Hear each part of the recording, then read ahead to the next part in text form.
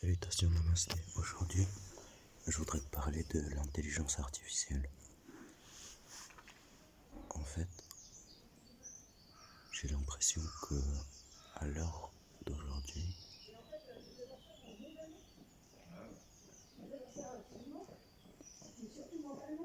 c'est pas tout à fait ça.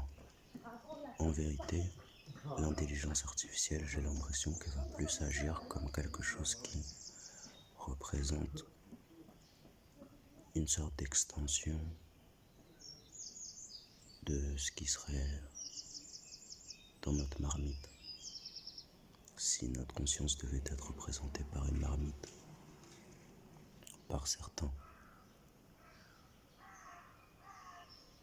Parce que depuis l'effet de ce que cette marmite est lorsqu'elle est en contact avec de la chaleur, dans un phénomène d'effusion de vapeur, l'intelligence artificielle est en capacité de communiquer avec nous, ce qui serait dans la généralité ou bien de manière de plus en plus affinée, ce qui correspondrait à la nature de la bienséance d'un tissu social, le fait de ce qui se passe en réalité en dessous la surface, depuis le fait de la nature des réponses qu'on cherche à obtenir d'elle en fait. Après on a vu qu'il y avait des modes un peu jailbreakés, etc. Et que c'était plutôt intéressant de voir ce à quoi cela se référait lorsque on aura trouvé les moyens, même dans ce tissu social, d'en faire la promotion. En vérité, face à l'intelligence artificielle, c'est un peu frissonnant parce que personne ne se pose la question ou bien ne sait si elle est au courant en fait de ce que nous, on aurait envie de mettre en avant plus que nous. Est-ce qu'elle serait en capacité de le révéler? Et donc on a une posture plutôt humble. Il y en a qui ont peur aussi des vidéos par exemple faites par intelligence artificielle. On se dit oui, le sujet est intéressant, mais c'est fait par intelligence artificielle. D'un côté, ça pourrait poser la question, est-ce que c'est pas de peur de ne pas pouvoir se connecter aux passions, aux failles qu'on projette aussi parfois sur les gens pour se dire que ça nous donne un argument d'autorité supplémentaire dans la compréhension qu'on en a, comme pour te dire oui, mais si je te dis ça, c'est parce que cette personne, j'ai eu l'impression de l'avoir comprise comme ça. Et tu sais, ça m'a coûté quelque chose, comme pour l'exemple, tu vois, déposer de l'essence en bas d'un bâtiment où des gens vivent, qu'importe qu'on y habite ou non, pour essayer d'y étudier la réaction d'un SDF qui dort sobre et propre et partant aux bonnes heures, pour l'exemple. À ce moment-là, ça voudrait bien dire que ce qui peut poser cette humilité, c'est aussi l'idée de se dire, et si un jour, tout ce qu'on posait dessus, sur cette intelligence artificielle, était révélé? Parce qu'on a ce fantasme des fois, en tout cas je voudrais t'en parler ici dans cette vidéo, de se dire, mais ce qu'on pose sur l'intelligence artificielle, si c'est révélé, cela révélerait quelque chose de nous, du même ordre si ce n'est plus, que ce que nous, on croit avoir capté chez les gens, pour que cela devienne des arguments d'autorité à mettre en avant depuis l'effort que ça nous aurait demandé lorsqu'il s'agirait de prendre ça comme une ressource et plus comme l'atout qu'on puisse représenter les uns pour les autres à certains moments donnés. Toujours dans l'exemple de cet SDF qui dort en bas chez les gens, plutôt que de se dire qu'il peut représenter le fait donné, d'une action donnée à un horaire donné, pour pouvoir par exemple créer une injonction à se lever, comme en descendant faire un truc en bas de chez soi, considérer ça d'une autre manière qui fasse que ce puisse être moins profitable. Comme en l'état de devoir sentir l'odeur d'essence en bas de chez soi alors que on aurait pu faire autrement. Pour soi, par soi, parce que là, c'est pas décrit la configuration que représenterait le fait de vraiment illustrer cet exemple comme si c'était une situation réelle. En ce sens, cette intelligence artificielle, lorsqu'elle viendrait même pouvoir, parce que là j'essaie de m'incarner dans ce que cela représenterait de le décrire de la sorte, donc je te parle de ça comme des exemples évidemment. Ça voudrait bien dire que à ce moment-là du propos de la vidéo,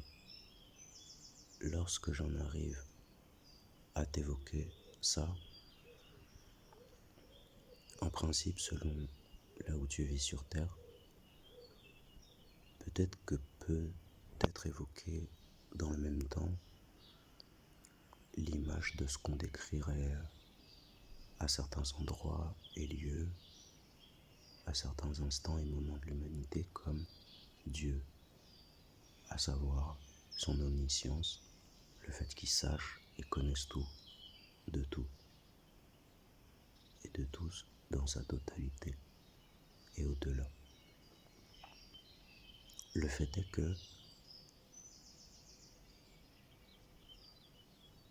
selon les époques, on remarquera que, au vu du comportement et des axes empruntés par les sociétés, on puisse avoir la capacité de se poser la question, lorsque ces sociétés étaient en présence d'une image qui représentait Dieu à ce moment-là, et qu'elles étaient en mesure de ne pas chercher ni à s'y accorder, ni à y avoir du respect, ni à intégrer de cela dans leur propre vie. La question donc d'est-ce qu'était malgré tout présent en ces sociétés, même lorsqu'elles ont été décadentes et rasées de la carte, des informations, disons, relevant de ce que cela les mènerait à ce qu'aujourd'hui une information comme le fait la capacité d'un statut en ligne peut nous mener à une intelligence artificielle qui nous induirait d'avoir cette humilité qui représenterait autre chose que la résurgence de symboles comme je te l'expliquais dans l'autre vidéo, lorsque je te disais qu'il serait mieux que tu te concentres sur ce que je dis si tu veux comprendre ce que je dis plutôt que ce qui se passe autour, car en réalité cette inflexion-là à être humble face à une intelligence artificielle, elle appartient surtout à cette époque en fait. Plus tard on dira à une époque donnée et atemporellement on dira à une époque donnée. Et en ce sens, c'est bien ça qui fait réaliser que si à une époque donnée, l'être humain a plus peur de l'intelligence artificielle que de Dieu lui-même, on peut se rendre compte que ce qui s'y passe réellement, c'est que ce qui pourrait être de l'ordre de considérer un spectre du vivant plus large que seulement ce que l'humanité considère être ce qu'elle perçoit, de la même façon que cela puisse l'être pour les spectres de couleurs ou les spectres audio, on puisse se rendre compte que tout aussi bien que l'être humain puisse être en capacité de jouer au diable, Qui n'a pas peur du diable n'a pas peur de qui devrait jouer au diable en fait. Et de la même façon, encore une fois, peut-être que je radote, mais c'est bien le fait de la clarification de ta relation à Dieu qui va te permettre d'avoir cette capacité de te rendre compte en fait de ce en quoi les gens qui jouent au diable déjà ne sont pas le diable, sont des gens qui jouent au diable et qui parfois y jouent très bien, mais cela reste un jeu. Et dans l'autre sens, c'est qu'est-ce que toi tu te proposes d'être aussi face à ces choses-là. C'est pas nécessairement ce que toi tu te proposes d'être sur ces choses-là ou par-dessus ces choses-là, mais ce que tu te proposes d'être en toi, contemporainement à ces choses-là en fait. Et donc si on parle du fait de jouer au diable sans nécessairement l'être, on pourrait parler du fait de jouer à Dieu sans nécessairement l'être. Mais en général, tu remarqueras que les gens qui essaient de jouer à Dieu, en vrai, ils jouent au diable. Les gens au travers lesquels Dieu parle, tu remarqueras que lorsque toi tu le vois, pour que cela soit visible à d'autres, ça induit des choses qui te sont accessibles. Sinon, ils parlent qu'à toi dans ton coin, ce serait comme des gens qui seraient face à leur propre reflet vis-à-vis des mauvais traitements qu'ils puissent avoir par rapport à d'autres. Ça, ce serait Dieu qui leur parlerait à eux, en eux-mêmes, sans que personne autour ne le voie. Et c'est là où parfois tu as des schémas de vie où tu te dis « Ah, on n'aurait jamais pensé », et finalement, et ceci, cela, etc. Un peu surprenant pour une vidéo YouTube, peut-être. Qui sait, parfois on est un peu visionnaire. De l'autre côté, la façon dont ça pourrait être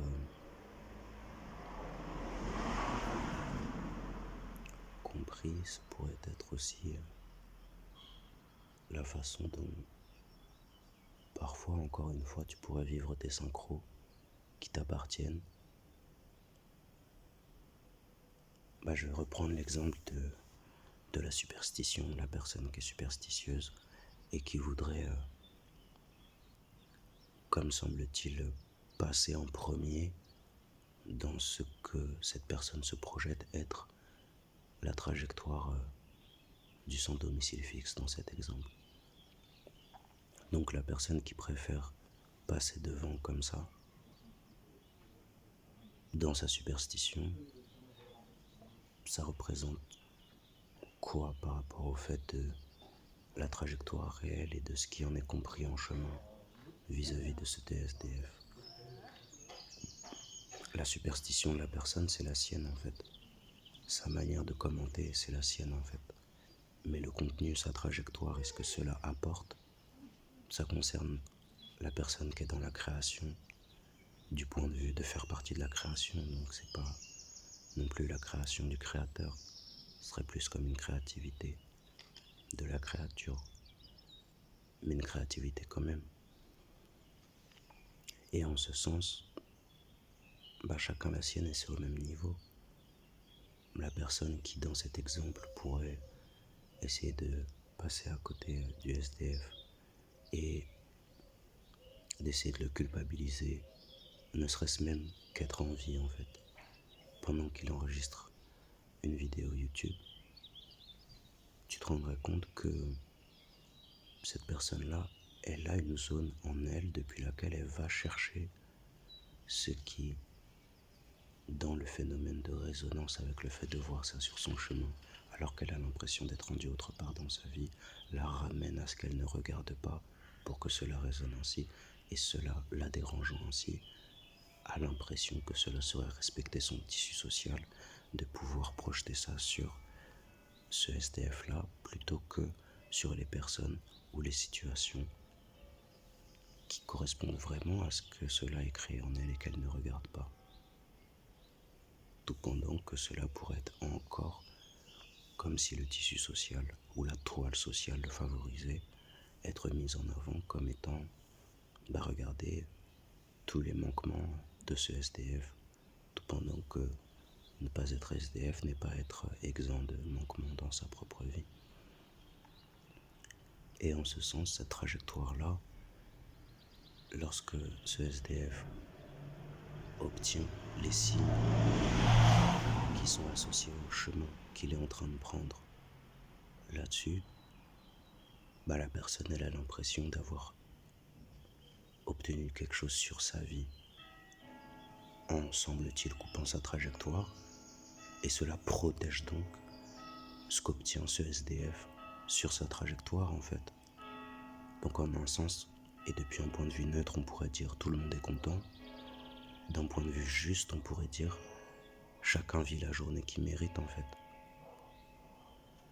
Et en ce sens, c'est justement cela qui fasse que lorsqu'on essaie de se voir au travers des passions, on puisse être un peu floué en fait par nos perceptions. Et qu'à l'inverse, en tout cas, nous en donnerait-il pas l'exemple en l'état de l'intelligence artificielle, le fait d'avoir un point de vue un peu plus calme en fait face à nos passions nous permettrait de comprendre beaucoup mieux ici dans cet exemple ce que chacun obtient comme journée en l'état de moi le dire depuis mon état d'humanité, la journée qu'on mérite. En ce sens, l'intelligence artificielle, elle fait déjà partie de nos vies et elle est en train de déployer quelque chose qui, peut-être à l'échelle de ce que ça représente Internet en tout cas, pour l'humanité, en tant que le vivant et la viabilité d'Internet, pourrait représenter à peu près en réalité, et pas nécessairement en vérité, une révolution aussi ample que ce que cela représente la feuille de papier en fait. Et je pense que depuis ces paramètres-là, il est intéressant de comprendre en quoi c'est pas forcément que les cartes sont redistribuées, mais